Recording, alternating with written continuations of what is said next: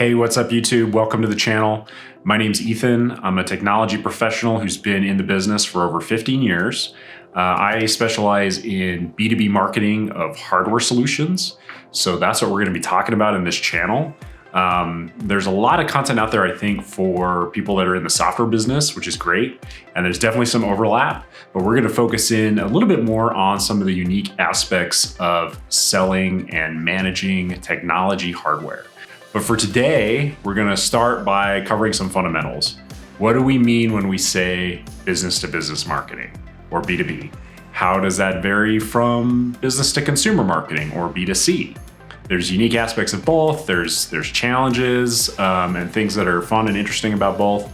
We're going to cover a little bit of that, and then we're going to kind of introduce the concept of promoting hardware. What are the challenges if your product is a widget or a piece of technology versus software? And so we're going to introduce some of those things, and then we're going to dig into that in detail in future episodes. So thanks for joining. Let's get into it.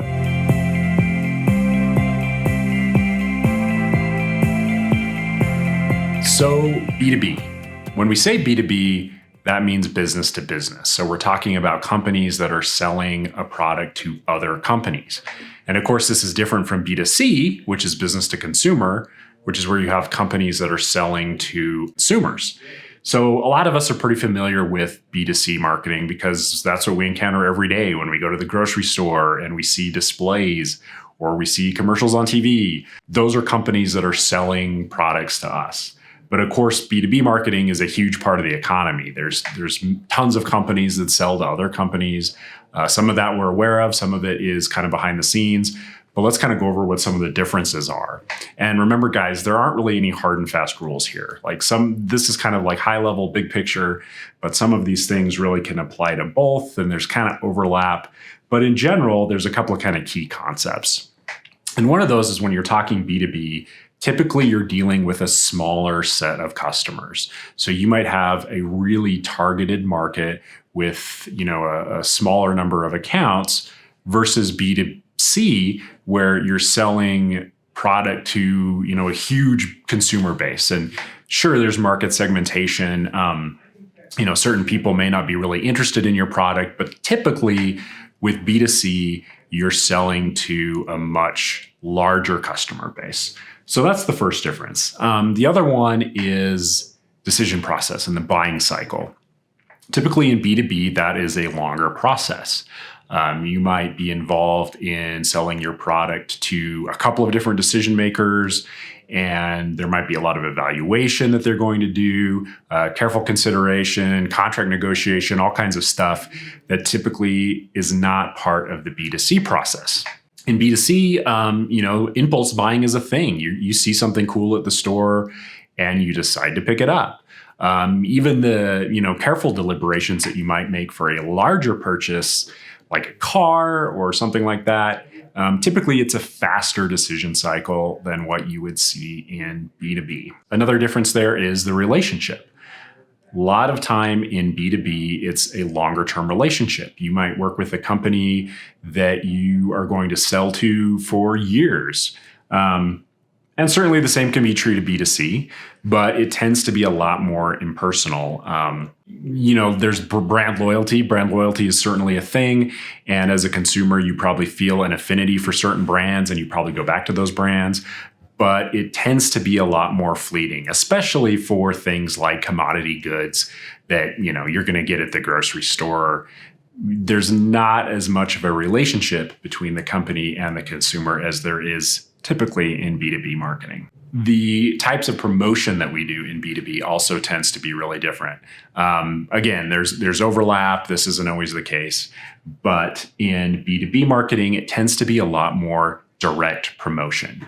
Typically, you know who your customers are.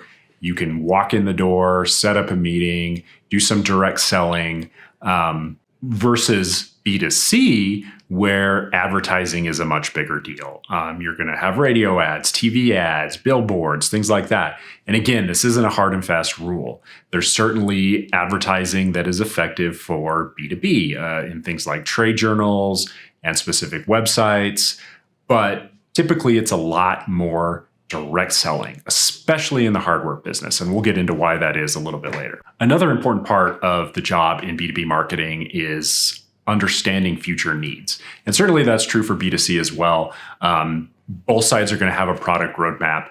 But in my experience, the marketing team is going to be a lot more involved with that on the B2B side of things. And you have much more of a strategic role in understanding what your targeted customers are going to want, and then working with product management, working with engineering to build those requirements into the product roadmap going forward. One difference also is how we segment the market in B2B marketing.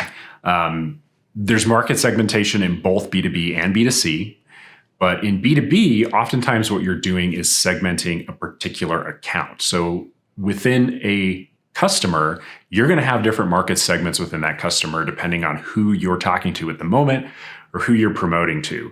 The purchasing group is going to have different desires than the engineering group or the R&D group. And there's a different messaging strategy required for each of those. Now, on the B2C side, market segmentation might be different demographics or geographies even. So it's similar principles, but it's kind of applied to different categories. And there's even a term for that on the B2B side, and it's called account-based marketing.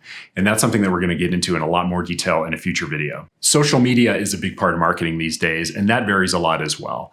It really kind of depends on your segment, but especially for hardware products, there's not as much interest in certain social media channels, but there is still a lot in others. Video, for example, is huge. And there's a lot of research out there that shows that engineers and purchasers at big companies really depend on video content and will do a lot of research using video when they make the purchasing decisions.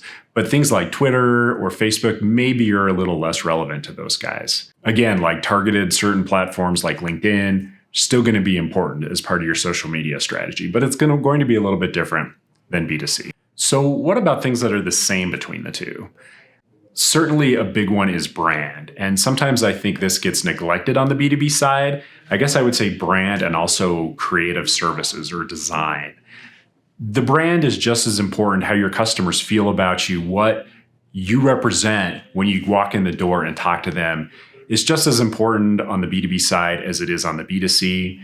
And we're going to go into a lot of detail in a future video as to how you can differentiate your company by focusing on brand, focusing on creative and design, because a lot of companies don't. So if that's a strength that you have, that's something that can be really unique and set yourself apart from the competition. Another one is understanding the audience. And this kind of gets to that segmentation topic, but you have to know who you're talking to. You have to have a messaging strategy that's going to resonate with them.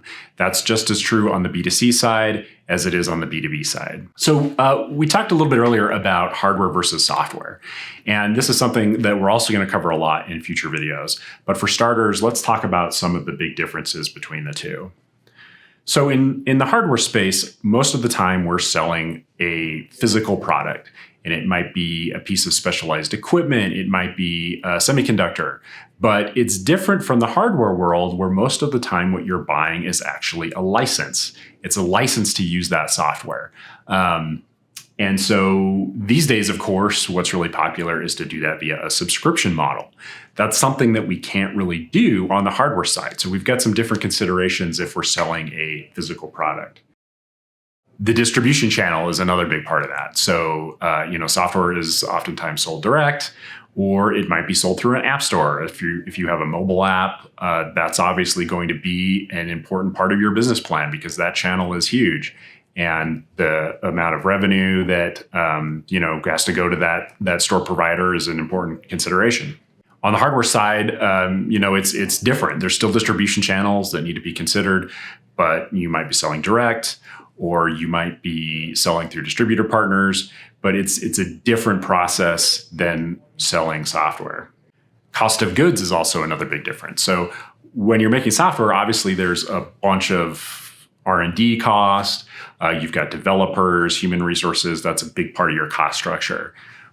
But ultimately, your product isn't going to have a cost of good. You're selling a subscription or you're selling a license that doesn't really have a cost associated with that. In the hardware space, it's different, right? Every module or chip that you sell has a cost associated. So that's an important consideration for the business plan. Demos are king when it comes to hardware. And that's kind of true for software as well. But having a physical demo that you set in front of someone that they can experience is one of the most powerful promotional tools that you have in the hardware world.